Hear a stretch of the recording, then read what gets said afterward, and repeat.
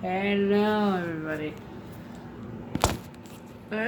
Welcome to my book talk, except this time I have a microphone. Don't know how this is going to sound on my phone because I'm recording this using my phone, so it's probably going to sound really crappy if it does. That's too bad. Anyway, I'm back with another book talk, and this time it is on Revolver by Marcus Sedgwick. Revolver. That's, now I did change the book talk setting. Also, I don't know if this thing is going to be entirely a new thing. Yeah, no, you may be thinking I haven't posted in a while, and you'd be right. Because I have been doing it. I'm having some troubles. I'm going to counseling for my anxiety. Yeah, and sorry, I hate using anxiety as an excuse. I do not want it to be an excuse. I hate that so much, but sorry. I'm going to try and start uploading regularly now. I haven't uploaded since frickin' the Meet My Friends video, which I don't know when part 2 is going out, but yeah. Anyway, I should probably start this book talk. I should probably stop talking into that microphone, because that's gonna suck. Freaking. Oh no, wait! I just realized seizure warning. Is that a seizure warning? Because there are lights flashing off this thing. Yeah. If you are epileptic, then please skip forward. You know what? No, I'm not even gonna show it. Okay, I'm just gonna. Anyway. That sounds terrible because now it's facing away. I got an idea. This is better. I think I got it. Anyway. I don't know how this audio sounds. Anyway. Revolver by Marcus Sedgwick. It is a kind of short book. Now, my teacher recommended this book to me after I read The Book Thief. After I read those 2 Marcus Sedgwick books. And like, you'll love this guy. Like the other Marcus, and this is very strange in the fact that it is kind of topical in the fact that it deals with gun violence. It deals with gun violence. No, I can't find a good way to sit. Except it takes place back in the 1910s era. Here's the book blurb on the back. A gun is not a weapon. It's an answer. It's an answer to the questions life throws at you when there's no one else to help. In an isolated cabin in an Arctic wilderness, 14-year-old Sig is alone with a corpse, his father, who fell through the ice of the lake and froze to death only hours earlier. Then a stranger appears outside his door, a huge bear-like man claiming that Sig's father ran off with his gold, threatening awful violence if Sig doesn't tell him where it is. Sig knows nothing about the gold, but he does know there's a loaded Colt revolver hidden in the cabin. But even if Sig can get his hands on it, will he be able to shoot first? Okay, yeah, I heard that. I heard how bad that was. Dun, dun, dun. That's better, not the ooh. I should not do that. Anyway, that's,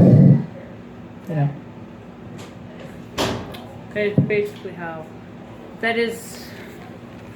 Yeah, it kind of deals with gun violence a little bit. The fact that gun is, it's not really a weapon, it's an answer to something. A gun isn't, it is a weapon, but it's an answer.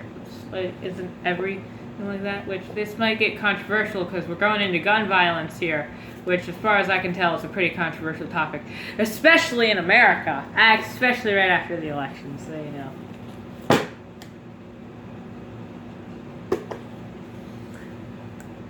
Yeah, I am recording this before the election, so I have no idea how this will go, so you know. I hope I don't regret posting this. If it's late, then, you know, I'm recording it 2 days before the election. Anyway, Revolver, the book by Marcus Sedgwick. There is Jack, who is the main character of the book. No, Sig, not Jack, Sig, sorry. So there's Sig. Fix. There's Sig. He is 14. He kind of is a bit. He is hesitant for a lot of things. He doesn't exactly go outside of the comfort zone really, until he eventually realizes like he has to. A gun, like said in the book, is not an answer. It is an answer.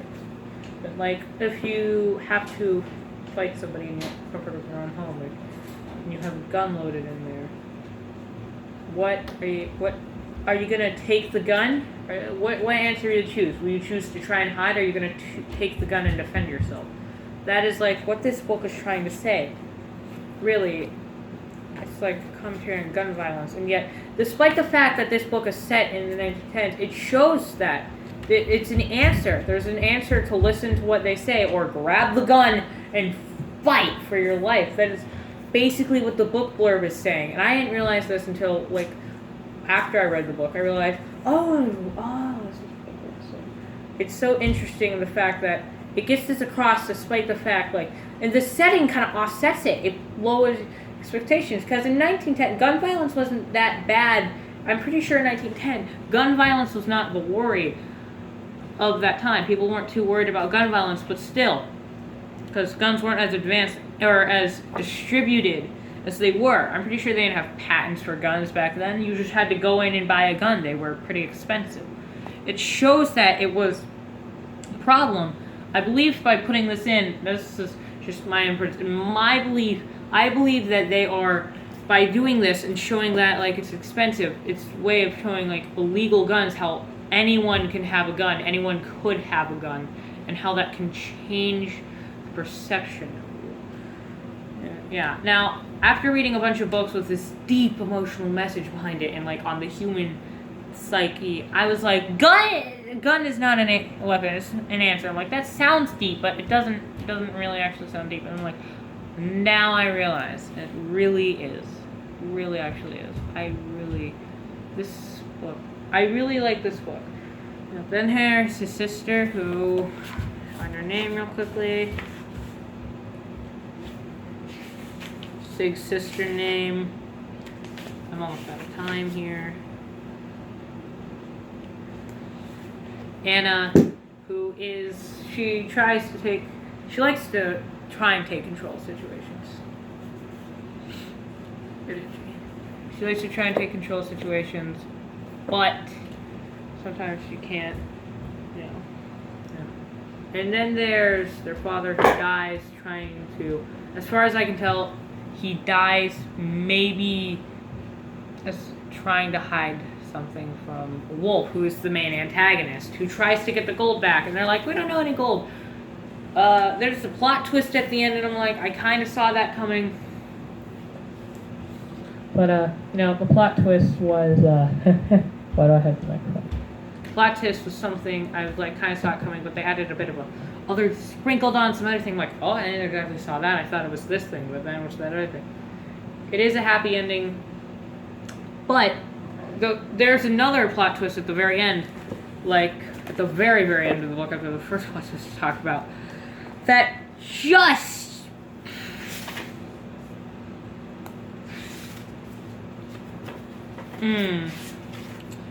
Alright, so, you know how I have read some books.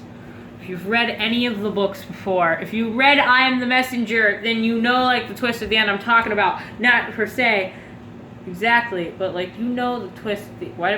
Oh, crap, my camera froze for a second. You know the book twist I'm kind of talking about, not exactly like that, but it's the twist. I've read 3 books this year that have had the twist at this end, and I feel like my teacher might be doing something a bit intentional.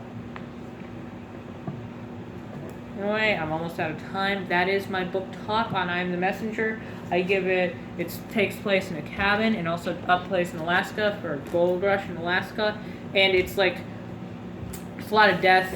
It's very, again, messages of gun violence.